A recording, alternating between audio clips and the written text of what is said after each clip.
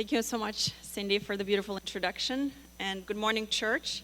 It's really good to be here this morning. It is a great honor for me to be here this morning. And this church service and the praise and worship and the band and the choir really helped me feel like home and really lifted up my spirit. So thank you so much for your praise and worship team. It was wonderful.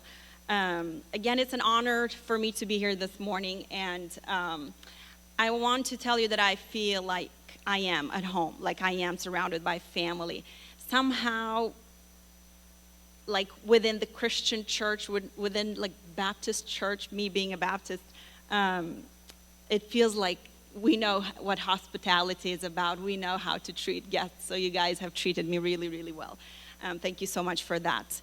I truly appreciate the time that you made available for me to talk this morning, Pastor Andy and Cindy, who coordinated everything.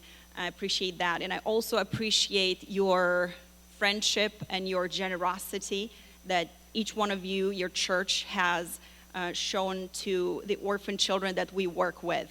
Again, our organization is called Children's Emergency Relief International. We are a Christian nonprofit working in the developing world, working for the orphans and the vulnerable children of this world. So my purpose for today is to introduce myself and my heart for the orphan ministry. It is also to talk to you a little bit about the cause of the global orphans and to introduce a new definition of orphanhood or the global orphans. And I hope you will be very open, very receptive to what I'm going to say, and you're going to embrace this new definition that I'm going to present to you. And I will also love to tell you a little bit more about Children's Emergency Relief International, which the acronym for that is CERI, and the work that we do around the world in the context of the cause of the global orphans. And I would like to thank you, your church, for the generosity that you showed to our children. And I hope you will get to see some of the impact that your gifts have made in the lives of many children.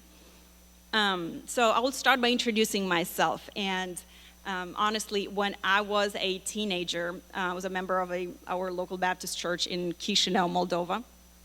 And whenever we had guest speakers, I was getting very excited that we had guest speakers either from a different country or a different church or something. And regardless of what they presented on, the part that I was most curious and most excited about was them introducing themselves and speaking about their lives and life experiences. So if you're like me, then this first part will be the part that you will be most curious about.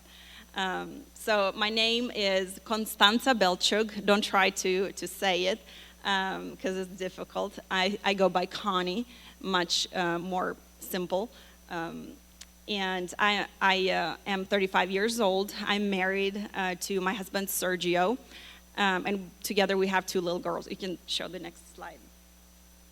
So these are my 2 little girls. Rebecca is 1.5 actually. And Valeria is 6. She'll be 7 in the fall. I was born and lived for the first 30 years of my life in the Republic of Moldova in Eastern Europe. And you can see it is situated in between Ukraine and Romania. Republic of Moldova is the poorest country in Europe, just like Cindy already presented. It has been the poorest country in Europe for the last 3 decades. Unfortunately, it is a primary source country for victims of human trafficking. It is estimated that 1 in 100, which means 1% of the entire population, has been or will be trafficked in the future, trafficked for sex slavery or for labor. It is also a country deeply affected by corruption. And the corruption perception index is equal to the corruption perception index of Mexico, if that tells you something. We have a huge problem with unemployment, joblessness, and with income per capita being very low, approximately $240 per month per person. That's for a person who makes a decent salary. So I was born in Moldova, and I was born in 1982 when Moldova was still part of the Soviet Union. For the first 7 years of my life, I lived in or under the Soviet regime. Both of my parents were music teachers, and we had somewhat half-decent livelihoods up until when I turned 7, and the Soviet Union collapsed. And together with the Soviet Union, our economy collapsed, and again, people did not have any jobs, and there was no food, there was hunger, there was corruption, unemployment, etc. So it was a very difficult period. My childhood was fairly tough, and I went through family separation. My parents separated for a while, thankfully not for good, and there were extreme weather conditions that we were also unprepared for, so it was tough. However, at the age of 16, I received Jesus Christ as my personal Lord and Savior and became a member of a local church, got baptized, and I started adult life with a renewed hope and renewed energy. And when I was a college student at the age of 18 or 19, I met CERI volunteers and CERI staff, and I was invited to come join them during their mission trips as a translator. I was a student, I was studying foreign languages, and so I joined them as a translator, and that's how my journey through Moldova's orphanages started, and that's how I was introduced at a fairly young age. I was introduced to the cause of the poor and the orphans and the cause of the institutionalized children that lived in Moldova's 77 orphanages. There were roughly 20,000 children in those orphanages. So we started traveling from orphanage to orphanage, and I met these children. I got to learn their life stories, and I thought I knew what poverty was from my own life experiences, but when I started listening to their stories, I found this new kind of poverty, a hopeless, silent, futureless kind of poverty and affliction and oppression that existed in the lives of those children living in the orphanages. And at that moment in my life, at that age, I understood what my life and my career and my work was going to be about. It was going to be dedicated to them, and I wanted for my life to serve God's purposes in these children's lives. So that's kind of how I was introduced to the social services system, which back then in Moldova, there was no social services system. There were no social workers. The School of Social Work at the State University of Moldova was only opened maybe like 15 years ago. So, but that's how I started, and I became affiliated with Children's Emergency Relief International at 18 or 19, and as a translator. Later on, at 24, I was invited to be a full-time staff for donor relations and child sponsorships. A little bit later, at 26, I was promoted to National Program Director to supervise the operation of CERI in Moldova. At the age of 31, I resigned from that position, and I knew that God was pushing me to go somewhere else. I knew that my mandate for that job, for that position, had expired, figuratively speaking.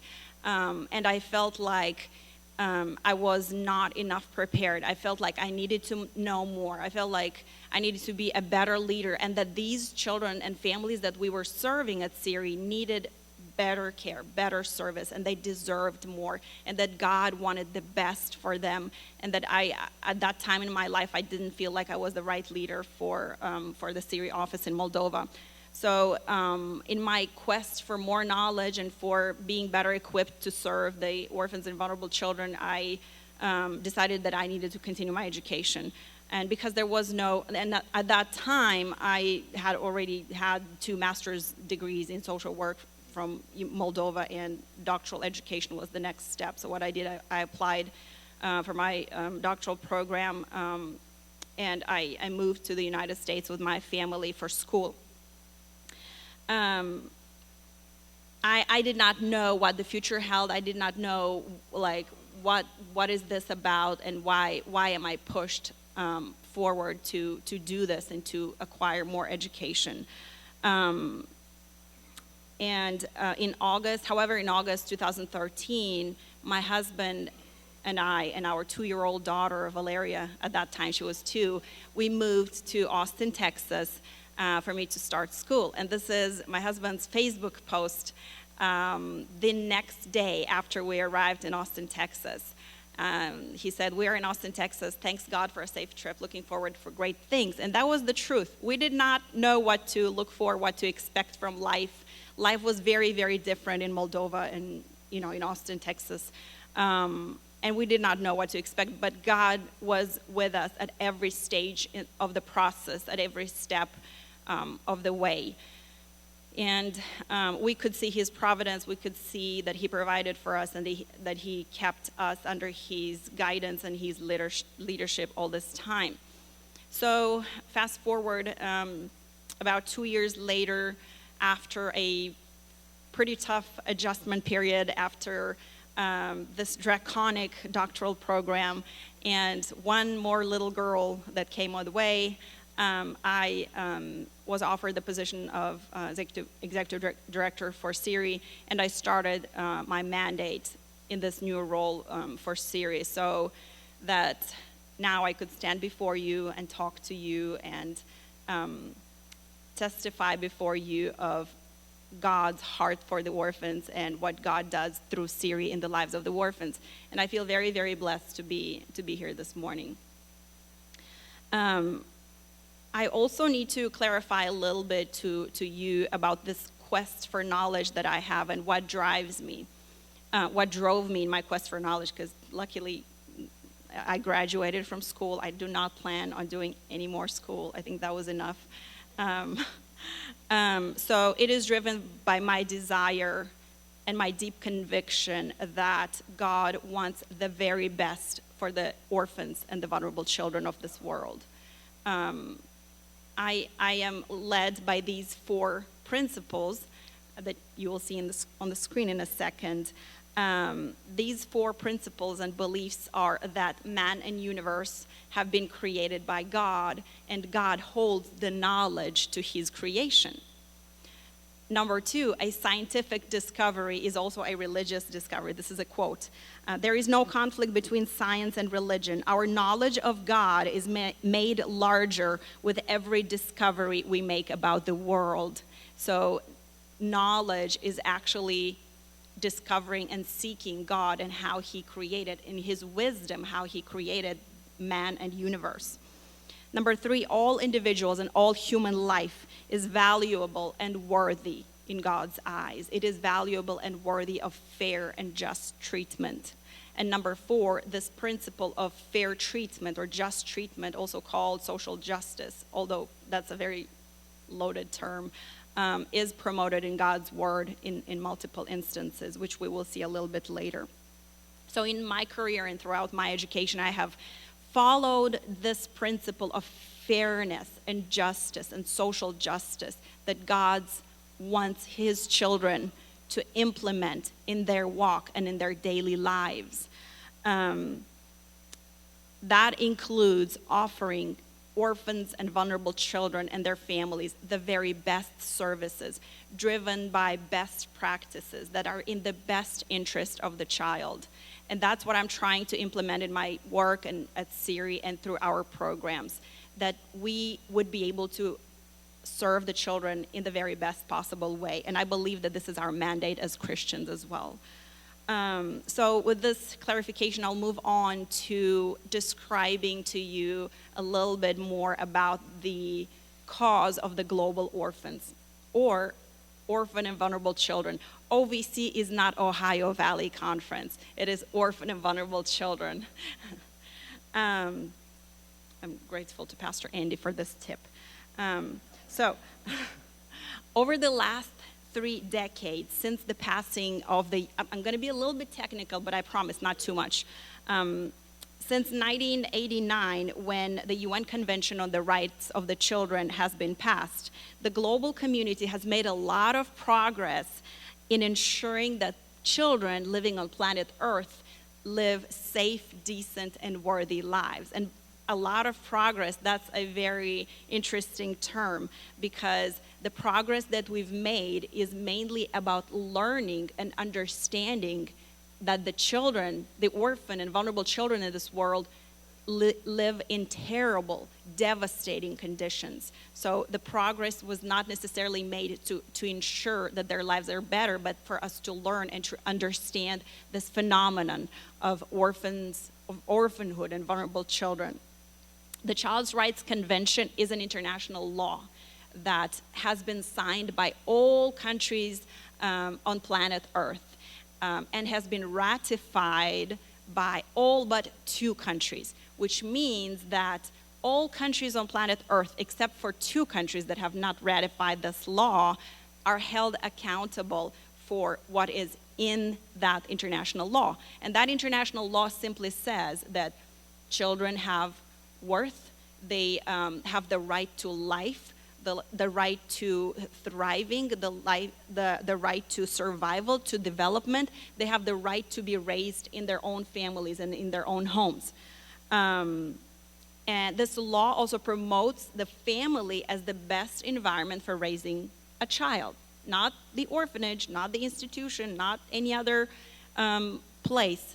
It promotes the family as the best place to raise a child. So the only 2 countries that did not ratify the Child's Rights Convention is Somalia, which is a country with no functional government, and the United States of America. But I'm not going to say why, because that's for another time.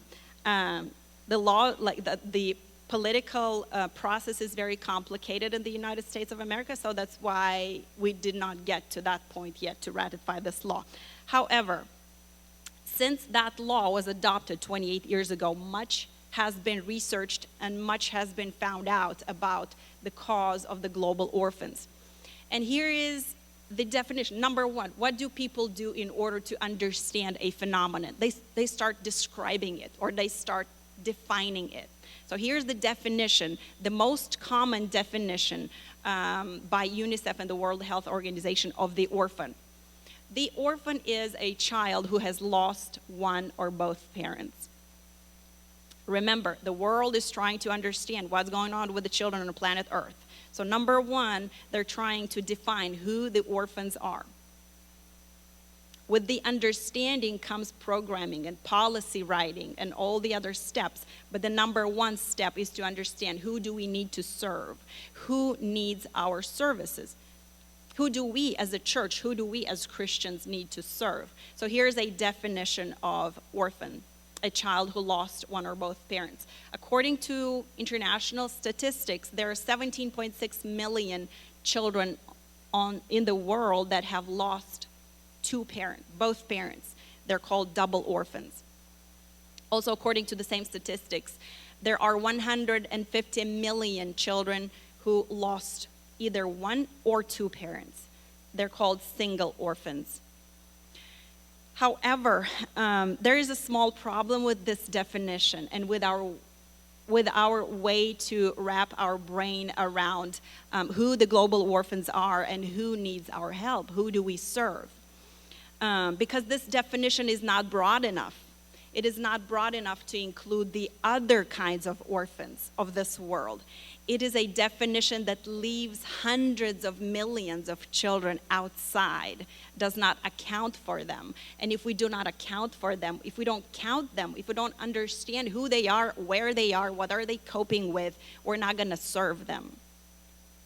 So I'm calling actually to redefine this definition of orphan. We need a better definition of orphan. For example, let's look at the next slide. This is, there are over 8 million children currently in institutions or orphanages or Some people lovingly call them children's homes. They're not the right children's homes. But there are over 8 million children living in orphanages around the world. And they are not included in the 150 million that I just spoke about, the ones that are accounted for.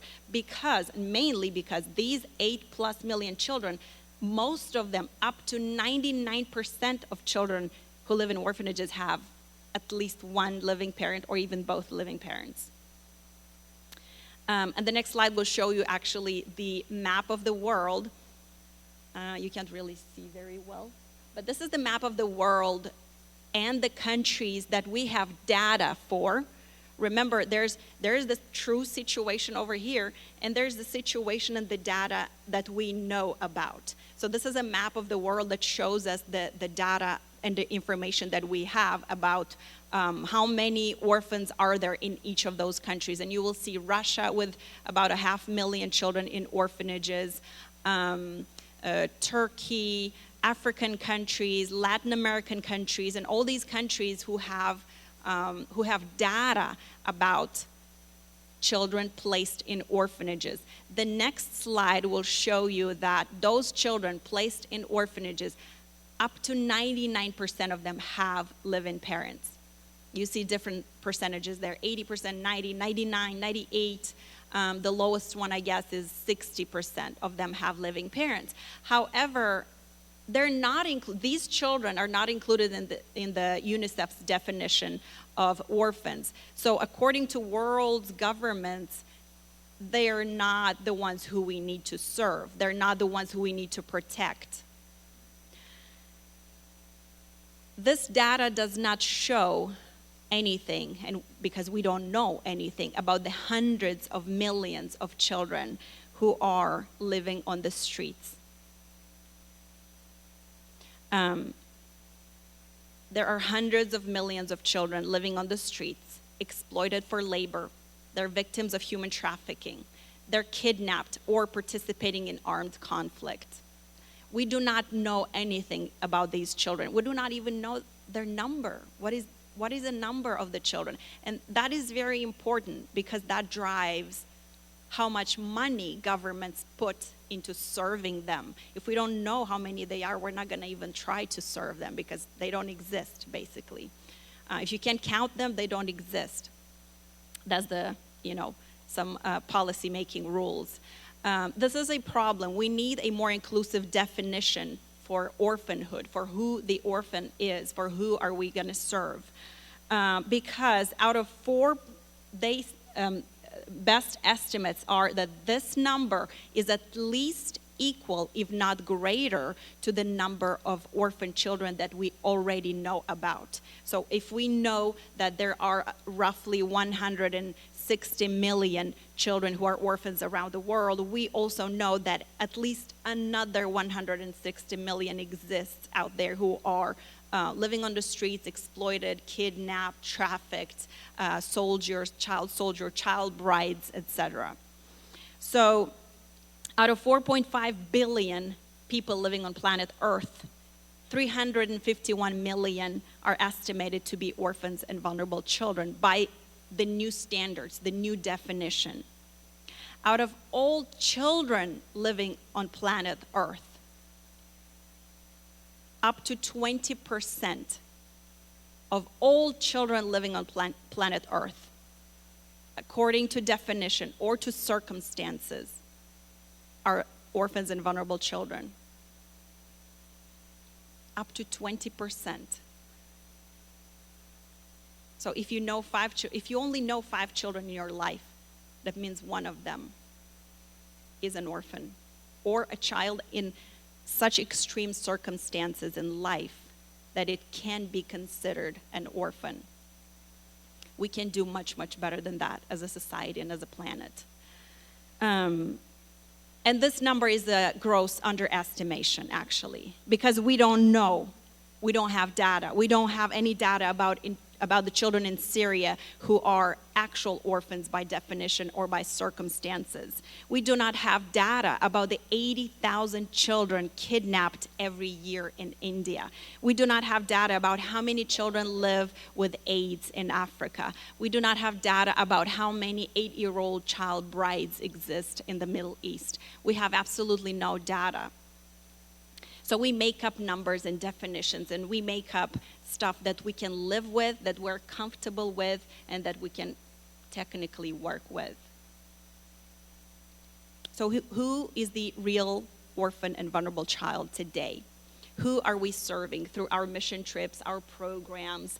Who is that child in reality? Because the current definition does not work. It is not necessarily a child whose parents died. It is the child who has parents. It is the child who lives in extreme poverty. It is the child who does not have a safe shelter at night. It is a child who most likely has some mild disabilities or developmental delays. It is a child who on a daily basis goes through abuse and neglect. It is a child who does not eat enough, is malnourished. It is a child who does not have access to education and health care. It is a child who is discriminated against, usually based on gender or ethnicity. It is a child who is very likely to be a victim of sexual abuse or trafficking. It is a child who engages in self-destructive behaviors that we do not understand. Why are they doing that? This is the new orphan today. The orphan and vulnerable child today is much more than someone who lost one or both parents. According to UNICEF data, 95% of the orphans today already live with a grandparent or a relative. They're already in an environment where they're being served and their needs are being met. So who do we serve when we go on mission trips? Who do we serve as an organization? Who do we serve? Isn't it the new orphan that we serve today? Isn't it the girl who gets pregnant at 13 that needs to be served today because she has no parental supervision, no care? Isn't it the boy who becomes a soldier at 10 years of age because he was drafted and because he was forced to become a soldier? He has no parental supervision. He does not live in a family. Isn't it the institutionalized child, the child who lives in an orphanage and has 2 living parents who at the age of 15 starts adult life? Isn't it that child that we need to serve? Isn't it that child who's the real orphan today? It is the youth who steals to eat. It is the young mother who chooses to sell her baby to a wealthy family for adoption. It is the desperate person who looks into suicide because he can no longer feed his siblings. This is the new orphan today. This is a new definition of orphanhood that we need to create that includes these children and these young adults. And I love the inclusive way in which God treats the orphans and the fatherless in his word. And we will look a little bit later at how God treats them in his word. Because God puts the orphan, the widow, the foreigner, the poor, the oppressed, the Bible puts them almost like in the same pot, like almost like the same verse that talks about the fatherless, talks about the widow, it talks about the poor, it talks about the oppressed, almost like putting them in the same pot, although they are people with different needs, with different people with different needs. However, they all have the same rights, they all have the same worth and value in God's eyes. God sees things in context, and we do not. So let's look at the next slide, and let's look how God treats the orphan and the vulnerable in his word. Number one, God acknowledges the orphan, and the term used in the Bible is usually the fatherless. That's how God points to the child who lost a parent, the fatherless. Number 2, he understands their struggles and needs. God understands and points to the needs of the orphans and vulnerable children. And he even points to physical needs, spiritual needs, to food, clothing, family, shelter. He describes their needs in his word. God takes on the role of their father. And number 4, God commands his children to take care of them and provide for them in the best possible way. So here are a few Bible verses that talk about how and where God acknowledges the orphan. Defend the weak and the fatherless. Defense, the need for safety. Orphans and children in an orphan situation need safety. Take up the cause of the fatherless. I rescued the poor who cried for help and the fatherless. Number 2, God understands the needs of the orphans, the needs for justice. Speak up and judge fairly. Defend the rights of the poor and the needy. God understands the physical needs of the orphans. He defends the cause of the fatherless and the widow, and he loves the foreigner residing among you, giving them food and clothing. Spiritual needs. And rejoice before the Lord your God at the place he will choose as a dwelling for his name, the church. You, your sons and daughters, and the foreigners, and the fatherless, and the widows living among you. Isn't that wonderful how God places things in context? Number 3, God takes on the role of the orphan's father. A father to the fatherless, a defender to widows, is God in his holy dwelling. I will not leave you as orphans, I will come to you. Leave your fatherless children, and I will keep them alive. And number 4, God commands to us, to his children, to care for the orphans.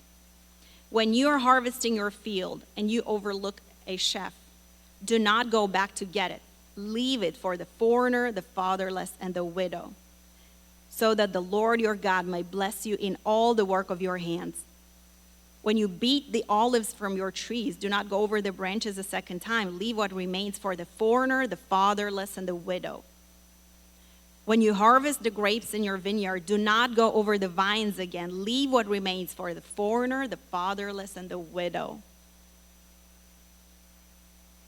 God looks at things in context, and we do not. When a father dies, a child becomes fatherless. A wife becomes a widow. If the father was the breadwinner, then the family becomes poor. With poverty comes oppression. Now add another layer of vulnerability over them, and imagine that this family unit they're foreigners. They're speaking a different language. They don't understand the rules of the land. They came from somewhere else. Isn't it wonderful how God sees things in context, and how in his Bible he directs us to ways to protect and engage and serve not just one member of the family unit, but the entire family unit? A new definition of orphan has to take this complexity of life into consideration. A new definition of orphans has to include all the children who suffer, who are abused, who are exploited, who are lonely. And a new definition of orphanhood has to include the children who are separated from what is justly theirs, who are separated from family, from care, from love, from safety, from dignity, and from opportunity. Regardless whether a child has living parents or not. And I'm sure each one of you has witnessed situations where children had 2 living parents and they were like orphans. A couple of weeks ago, I thanked one of our donors, a woman who decided to sponsor a child through CERI. So I emailed her a thank you email, and she wrote back and said, as a child, I have always been curious about the situation of the children who are like orphans.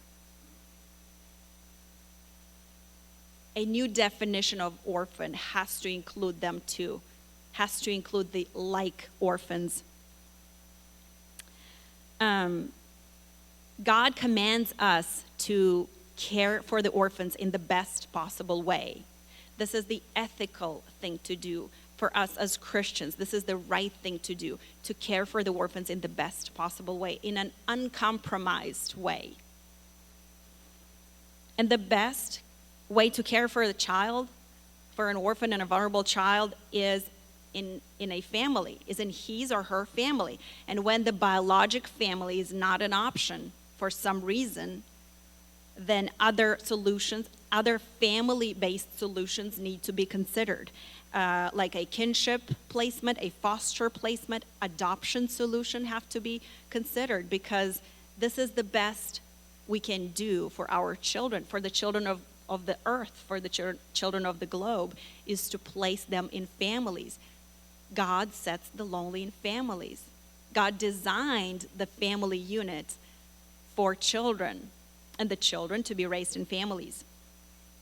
80 years of research have demonstrated that orphanage care is damaging to the children. Orphanage care is not the right kind of care. It has long-lasting consequences for the child's cognitive, emotional, physical development. In an orphanage, children do not form the right relationship, do not understand functioning in a society. It is not the right environment. Family-based care is the best, is the fair, is the just, and the correct way to care for orphans and vulnerable children. So all this was almost like a big, huge introduction to you into why was CERI created. CERI was founded and created in 1999 to serve orphans and vulnerable children and to create family-based solutions for the children that lived under the Soviet Union. However, many years later, because the need was so great, the vision of CERI has expanded into serving children all over the globe and advocating for family-based solutions and developing family-based care for the children across the globe. You will see on the next slide that in 1999,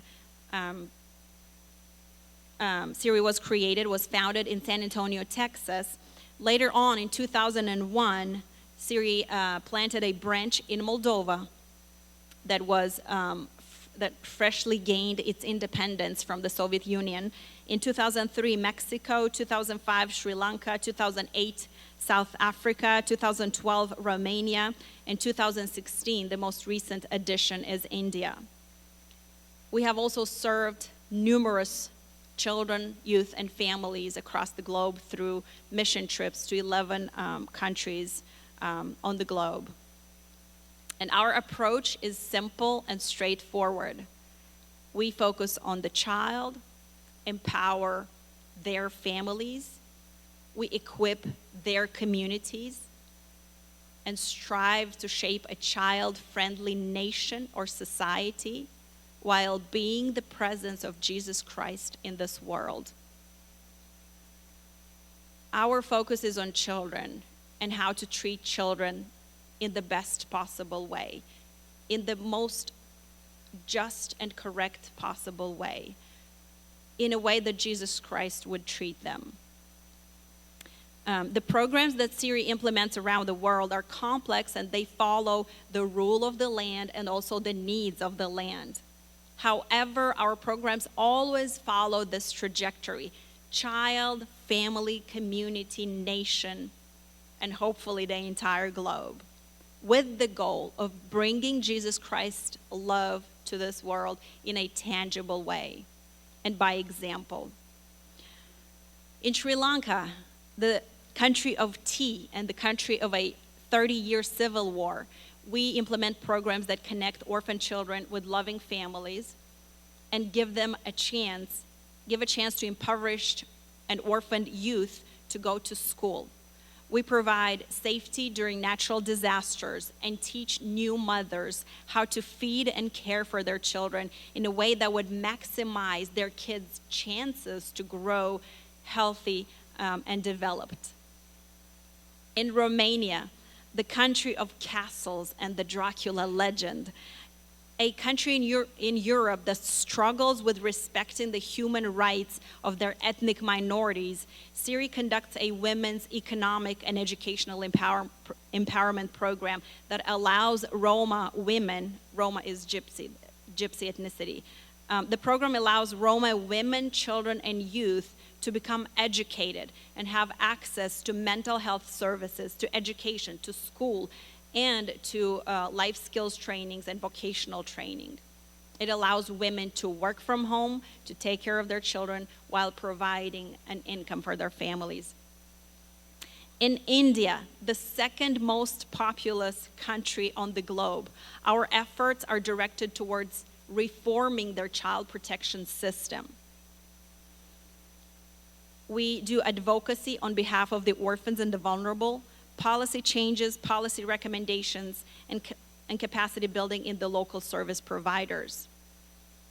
In South Africa, we provide a source of fresh food to children whose families have been severely affected by HIV. We provide and build sustainable gardens for them that provide a fresh source of food year-round. This tangible relief shows them and proves to them that God loves them and that Jesus has not forgotten about their land. And this tangible relief lasts much longer than just that 1 week when we are there on a mission trip. Finally, in Moldova, the poorest country in Europe, and my country of origin, and the country where you supported children for several years, we kept families together in times of economic struggle. We found families for children who needed them, and we supported youth as they aged out of the institutions at 15 or 16 years of age when they had to become independent. We supported the country's government in designing a social services system that would serve children. We maximize the impact of our programs and of your gifts by employing indigenous qualified Christian staff. All of our staff are Christian. They lead by example. They are able to implement their faith and their beliefs into their service and into their daily jobs. We have wisely utilized the church's infrastructure in that country in order to reach the poor and reach the oppressed, and in order to maximize the impact of the local church in the lives of the children and families that we serve. We want to increase the influence of the local churches in the public arena. We want the governments and the local society to perceive them as friends and allies and sources of help in any instances. In Moldova, we have worked with the poor for the last 15 years. And we have brought to them the gospel of Jesus Christ. And we have utilized the best strategies to reach the poor and the oppressed. And you know what are the best strategies, or Jesus' strategies to reach the poor? It is to feed them, to clothe them, to offer them tangible help, to open up their access to knowledge, to education, to resources, to health care.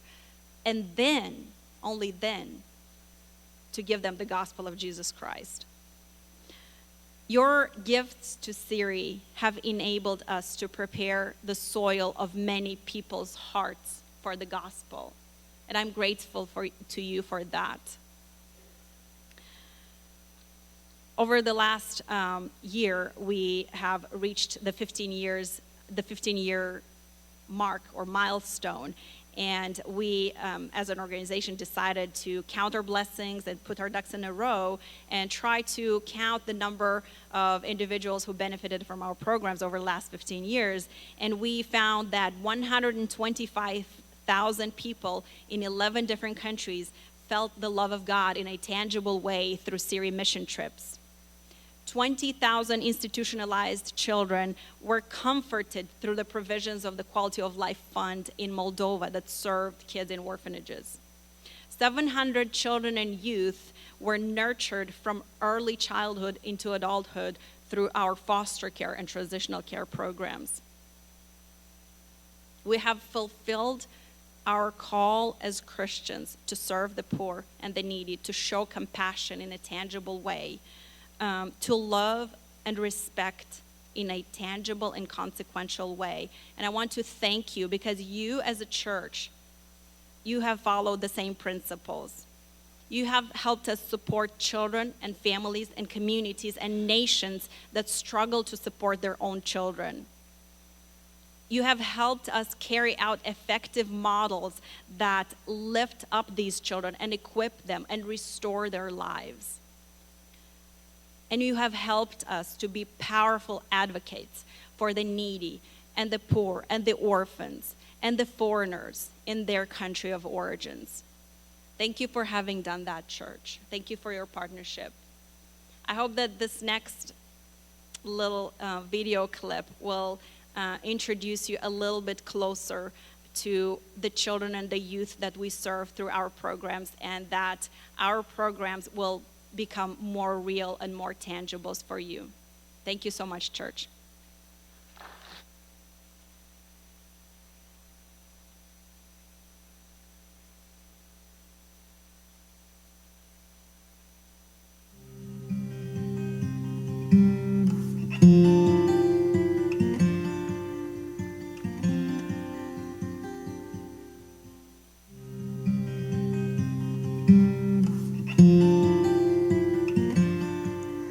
M-am întâlnit cu organizația CERI când aveam 17 ani, când am terminat clasa 9. Să-mi minte, cea mai tare frică eram ce să ajung eu peste vreo câțiva ani, dacă să absolvez. Pentru că când eram la internat, mulți credeau că dacă treci la internat, tu nu ești nică. Tu nu poți să ajungi mai departe, tu nu poți nică, ești un nimeni. Și așa tare mă temeam că dacă să ies de la internat, tot să zic, tu ești fată de la internat, tu n-ai nică, tu nu ești de-a noastră. Mă temeam ca să mă respingă lumea. Și mi-era frică să zic că eu de la internat. Și așa... Eram un copil mic care abia părăsise o instituție rezidențială și care habar nu avea ce să facă cu viața lui. O fire foarte sensibilă, care mereu mă gândeam că nu o să am un viitor ca ceilalți copii, care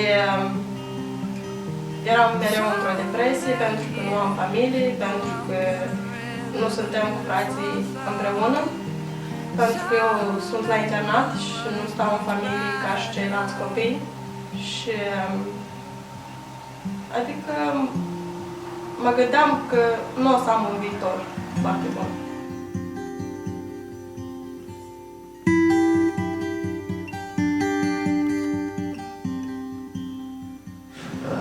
CERI a schimbat prin programele lor viața mea spre bine, deoarece am primit în primul rând pe Domnul Iisus în inima mea. Au fost foarte multe programe educaționale pentru mine care mi-au dat îndrumare în viață. Cel mai important lucru este că CERI accentuează mult faptul că adică predică la oameni despre Iisus și asta schimbă vieți. Și mi-a oferit ajutor ca să pot să mă întrețin. Mi-a oferit casă, locare unde eu pot să locuiesc și să mă duc să am casa mea. Ei mi-au oferit mâncare, mi-au oferit haine, mi-au oferit toate lucruri care îmi trebuiesc pentru mine și care pot să absolvesc școala. Ei mi-au ajutat și pe mine, dar și pe familia mea. Și ei m-au acceptat. Eram tare, foarte bucuroasă. Știam că să am loc unde să locuiesc, să am loc unde să mă duc la școală. Știam că viitorul meu o să fie.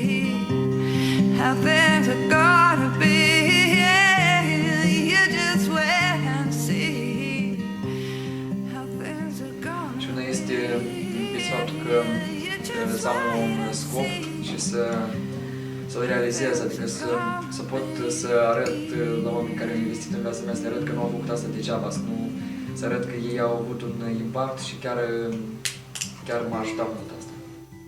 Dumnezeu lucrează prin acești oameni, pentru că aici am regăsit o parte din familia mea, o parte de căldură și dragoste pe care o aveam nevoie de la părinții mei.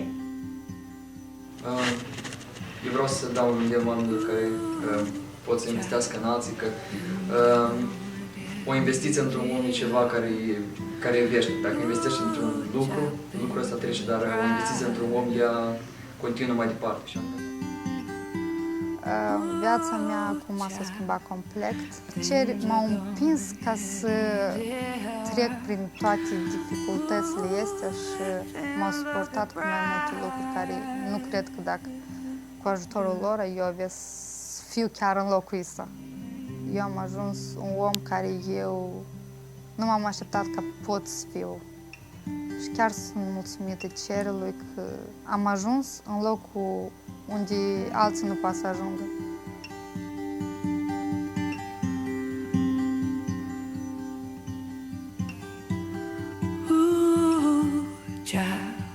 Things are gonna get easier. Ooh, child, things will be brighter. Ooh, child, things are gonna get easier. Ooh, things will get brighter.